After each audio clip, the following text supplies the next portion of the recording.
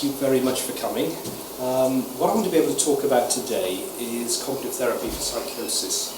Now this is new developments that have really occurred, particularly in the United Kingdom over the past few years, and which are having a very major effect on, I think, people's lives, in fact, in terms of how they can handle the sorts of concerns that they've had, which have been related to very broad problems, which you talk about as psychosis. And I'm going to talk quite a bit about that. So I'm going to talk a bit about what it is, and I'm also going to talk about how you get it.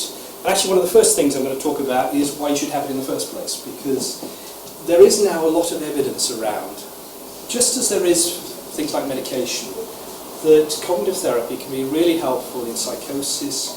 I mean, I've used the S word up there, schizophrenia, and schizophrenia is a bit of a worrying term, I think, to a lot of people. And one of the things that we're looking at is how we can use terms which are a little bit more descriptive and more helpful. But I have to say that the research has been done using that term, so that's why I've used it there. Now, what we found is that with adults who are Caucasian, who aren't substance misusing, with persistent symptoms in acute wards and community, there is really strong evidence now that a talking treatment called cognitive therapy can be very helpful. Now, there's also some evidence for people who are over 65, people who may be using substances, that's sort of alcohol, cannabis, amphetamines, that it can also be helpful. Part of that may be in helping them work out how to cope better without those substances, but it certainly can be helpful in those circumstances. And also in early schizophrenia, and even before people have actually developed a diagnosis of psychosis, there's some evidence now that can be helpful. And clearly this is very important for the future, because we want to get in early and want to try and reduce the damage that these symptoms can do. So there's good evidence. I'm not going to talk very much more about it, or happy to sort of give more information about that. That these techniques that I'm going to talk about really are quite helpful and quite effective. And this has meant that the government have now produced a clinical guideline. And you may have heard of NICE, the National Institute of Clinical Excellence. That is an organisation that covers healthcare right across the board, not just in mental health, but right across the board. And in schizophrenia, which was in fact the first clinical guideline they produced a lot of recommendations. And right up at the top, number 2, was cognitive therapy. At the very top was family therapy as well. So family therapy, or family intervention, or family work, and cognitive therapy have been seen as really quite important in terms of what we can do alongside medication in helping people with schizophrenia. And what they were saying was that anybody with schizophrenia, and especially the individual who's experiencing persistent psychotic symptoms, should be offered this thing called CBT that we're going to talk about more. And that they should be offered it for more than 6 months duration and include at least 10 planned sessions. So that's the sort of amount that should be available.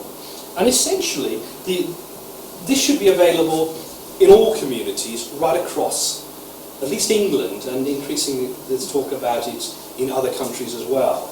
Now, availability has been a real problem, and that's what we're now hoping to see change over the next few months and few years, because this is something that can be very important, can add to the effects of medication and other treatments very significantly.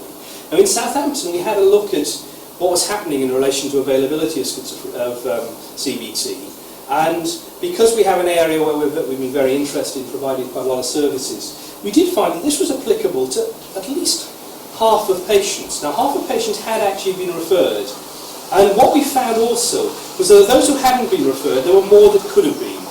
There were very few patients who actually refused the offer of CBT. Only about less than 10% actually didn't want to participate. When we looked at other reasons for not being referred, patients doing well was a surprising one, that actually when patients were doing well, they weren't being referred. And yet in some circumstances, certainly if they're in contact with mental health services, it might be useful for them to at least understand their symptoms a little bit better, understand the problems they've had, and make it less likely they'll get them in the future. One of the other areas that was quite high was that people who weren't likely to engage with services. And increasingly what we're trying to do is make sure that CBT goes out to people, as well as expecting people to come to them and to therapists. And that's a very key issue, that with the sort of problems that people have And with psychosis, quite often they haven't got the motivation, they haven't got the drive to actually come in for a desk and office appointment. And so being able to offer it more flexibly is very important.